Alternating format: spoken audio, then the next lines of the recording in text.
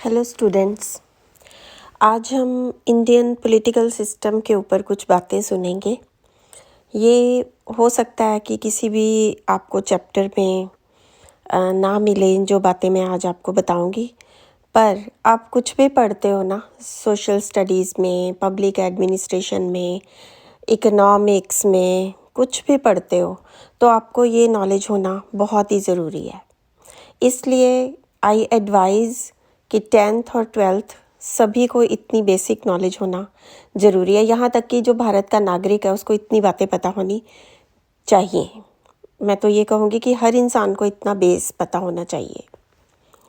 तो आप स्क्रीन पे देख रहे हो इंडियन पॉलिटिकल सिस्टम, यानी कि हम भारत के राजनीति के बारे में बात करेंगे, राजनीतिक सिस्टम के बारे में बात करेंगे कि इंडिया कैसे चलता है, गवर्नमेंट कैसे बनती है और हम कैसे कैसे यहाँ पर कानून बनाते हैं, कैसे रक्षा करते हैं कानून की।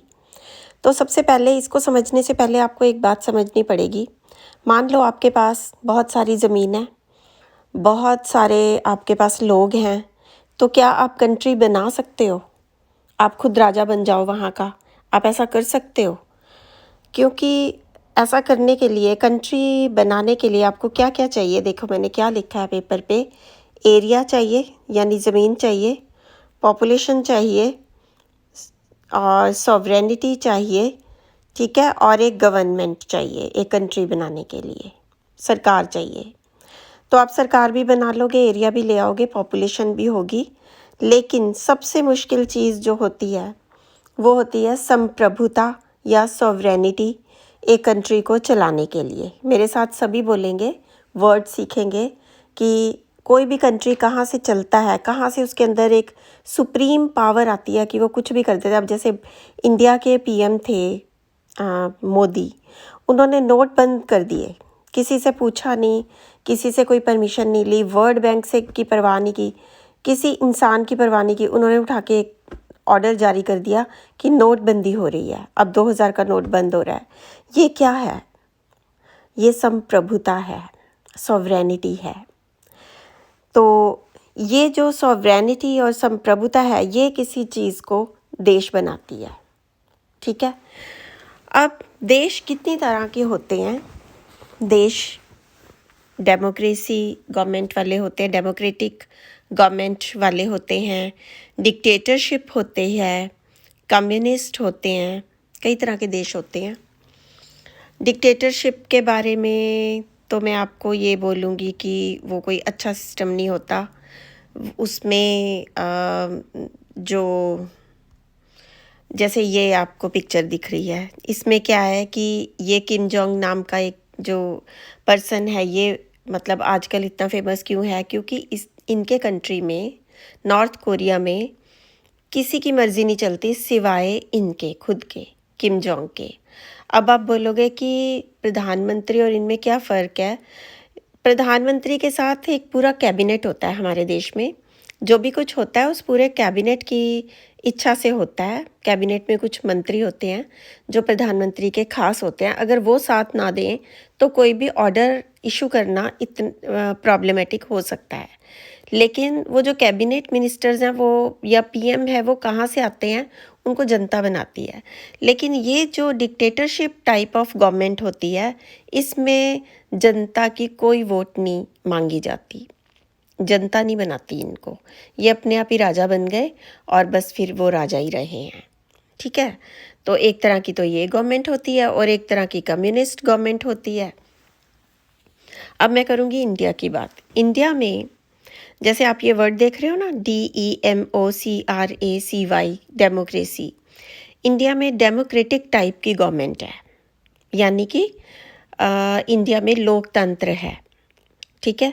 लोकतंत्र में जो क्या होता है, लोकतंत्र में ये होता है, क्या होता है? डेमोक्रेसी या लोकतंत्र is the government of the people, by the people, for the people. यानी कि सरकार लोगों की होती है, लोगों के द्वारा चुनी जाती है और लोगों के लिए होती है, ठीक है। तो ऐसा क्या होता है डेमोक्रेटिक कंट्री में? डेमोक्रेटिक कंट्री में इलेक्शंस होते हैं एवरी 5 इयर्स लगा लो। अब एक स्विस डेमोक्रेसी है, वहाँ पे एवरी ईयर इलेक्शन होते हैं, हर साल प्रेसिडेंट बदल जाता है, लेकिन हमारे देश में 5 साल तक है। तो अमेरिका भी एक डेमोक्रेटिक कंट्री है, वहाँ पे भी 5 साल बाद इलेक्शन होते हैं। कौन इलेक्शंस में कौन हिस्सा लेता है? इलेक्शंस में सिटीजन्स हिस्सा लेते हैं, लोग हिस्सा लेते हैं, जो उस देश के नागरिक होते हैं वो हिस्सा लेते हैं। डेमोक्रेसी में जस्टिस लेने के लिए कोर्ट्स बनी होती हैं। डेमोक्रेसी में सब कुछ होता है वो, यानी कि वर्ल्ड की सबसे पॉपुलर जो गवर्नमेंट होती है वो डेमोक्रेसी होती है। चलानी भी सबसे हार्ड डेमोक्रेसी होती है। और you should feel proud of your self, आप लोगों को खुद पे प्राउड होना चाहिए कि आपके देश में डेमोक्रेसी है। Being such a big country, इतना बड़ा देश होने के बाद भी आपके देश में डेमोक्रेसी है, और काफ़ी कामयाब डेमोक्रेसी है। दुनिया के कई देशों में इतनी कामयाब डेमोक्रेसीज नहीं होती हैं जितनी भारत में है, और हमें इस गवर्नमेंट की रिस्पेक्ट करनी चाहिए, क्योंकि अगर डेमोक्रेसी नहीं होगी तो आम जनता की आवाज़ कोई नहीं सुन पाएगा। कैसे सुनी जाती है ये मैं आपको बताती हूँ। एक और टाइप की गवर्नमेंट होती है जिसको कम्युनिस्ट या साम्यवाद गवर्नमेंट कहते हैं। ये जो कम्युनिस्ट या साम्यवाद गवर्नमेंट होती है, ये भी कई देशों में होती है। इसमें सिंगल पार्टी होती है, एक ही पार्टी है, जैसे कि चाइना में है। बहुत सारे लोग आपस में मिलके एक पार्टी बना लेते हैं, सिंगल पार्टी। इन चाइना में है कम्युनिस्ट पार्टी ऑफ चाइना, लेकिन ये बिल्कुल भी अच्छी गवर्नमेंट नहीं मानी जाती, क्योंकि इसमें आम जनता की कोई आवाज़ नहीं सुनी जाती। एक ही पार्टी रहेगी, एक इंसान को हटाया तो दूसरा, दूसरे को हटाया तो तीसरा, उसी पार्टी का आएगा। आप पार्टी का शासन बदल नहीं सकते हो। इसलिए बेस्ट कौन सी है? डेमोक्रेसी। ठीक है। अब ये जो डेमोक्रेसी होती है, अब हम इंडियन पार्लियामेंट्री सिस्टम के ऊपर आएंगे कि भारत देश कैसे चलता है। भारत के अंदर मैंने ये आपको स्लाइड इसलिए दिखाई है, इसमें एक इम्पॉर्टेंट वर्ड है पार्लियामेंट्री। अब ये जो पार्लियामेंट्री है और नीचे पार्लियामेंट की बिल्डिंग दिखाई हुई है, इसका मतलब क्या है? ये वो जगह है, पार्लियामेंट, ये वो स्थान है जिसको हिंदी में संसद कहते हैं, और इस भवन को संसद भवन कहते हैं। ये यहाँ बैठ के वो लोग शासन चलाते हैं जिनको आपने वोट दे के भेजा होता है।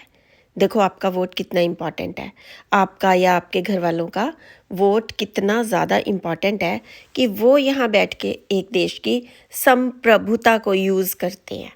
जो मैंने आपको फर्स्ट बताया ना कि संप्रभुता के बिना कोई देश नहीं चल सकता, तो संप्रभुता को यूज़ करते हैं वो लोग बैठ के। ठीक है। अब ये देखिए, इंडियन पार्लियामेंट्री सिस्टम में क्या होता है कि एक गवर्नमेंट चुनी जाती है। ठीक है। उस गवर्नमेंट का नाम है संसदीय लोकतंत्र। हमारे देश की गवर्नमेंट का नाम संसदीय लोकतंत्र या पार्लियामेंट्री डेमोक्रेसी है। मैंने इसलिए संसदीय लोकतंत्र या पार्लियामेंट्री डेमोक्रेसी आपको समझाया है क्योंकि अमेरिका में पार्लियामेंट्री डेमोक्रेसी नहीं है। अमेरिका में डेमोक्रेसी है, लेकिन प्रेसिडेंशियल डेमोक्रेसी है, अध्यक्षात्मक लोकतंत्र है। पार्लियामेंट्री डेमोक्रेसी सिर्फ और सिर्फ इंडिया में है, और यूके में भी है, लेकिन यूके मिक्स है। यूके के अंदर पहले क्वीन थी, फिर अब राजा बन गया, तो कहीं ना कहीं यूके में कुछ प्रतिशत डेमोक्रेसी भी है, कुछ प्रतिशत वहाँ पर डिक्टेटरशिप भी है। तो ये जो इंडिया में पार्लियामेंट्री डेमोक्रेसी है, इसके अंदर 2 मेन लोग चुने जाते हैं और उनका चुनाव जनता करती है। ये ब्यूटी है इस सिस्टम की। पहला है प्रेसिडेंट ऑफ इंडिया, देश के राष्ट्रपति का चुनाव अप्रत्यक्ष रूप से, इनडायरेक्ट वे से जनता करती है। दूसरा इम्पॉर्टेंट पर्सन है हमारे देश के लिए प्राइम मिनिस्टर, जिसका चुनाव जनता करती है डायरेक्ट वे से। ठीक है। और ये मैंने नीचे डेफिनेशन लिख भी दी है, आप भी नोट कर लेना, ये स्क्रीनशॉट ले लेना। Government of the people. कोई पूछे ना व्हाट इज़ डेमोक्रेसी, लोकतंत्र क्या है? इंग्लिश में government, democracy is the government of the people, for the people, by the people. और हिंदी में कि लोकतंत्र सरकार लोगों की, लोगों के द्वारा, लोगों के लिए चुनी जाती है और भारत में ये सरकार एवरी 5 इयर्स चुनी जाती है। और ये इंडियन गवर्नमेंट 2 टाइप्स की है। जैसे पूरे देश में एक जो दिल्ली में सरकार चलाती है पूरे देश को, उसको एकात्मक या सेंट्रल गवर्नमेंट भी कहते हैं, केंद्रीय सरकार भी कहते हैं, वो एकात्मक होती है। उसके अंडर सारे स्टेट्स आते हैं, जितने भी स्टेट्स हैं ना हमारे देश में, हरियाणा स्टेट है, पंजाब है, हिमाचल है, जम्मू कश्मीर है, जितने भी स्टेट्स हैं वो सारे हमारी भारत सरकार की जो दिल्ली में चलती है पार्लियामेंट संसद भवन में, उसकी संप्रभुता को स्वीकार करते हैं। इसलिए भारत की डेमोक्रेसी एकात्मक भी है। लेकिन कुछ हद तक हर स्टेट को भी पावर्स दी गई हैं। आप मेरी बात समझो, मैक्सिमम पावर किसके पास है? सेंट्रल गवर्नमेंट के पास, जो कि दिल्ली में है, संसद भवन में, संसद में बैठ के देश पर शासन करती है। इसलिए भारत की सरकार में कुछ एकात्मक चीज़ें भी हैं। और भारत की सरकार सारे राज्यों को भी कुछ पावर्स देती है, अपने अपने राज्यों को भी कुछ पावर्स देती है। इसलिए भारत की सरकार संघात्मक भी है। ठीक है, इंग्लिश में उसको बोलते हैं, जो संघात्मक वर्ड है वो है फेडरल, और एकात्मक के लिए है यूनिटरी वर्ड है।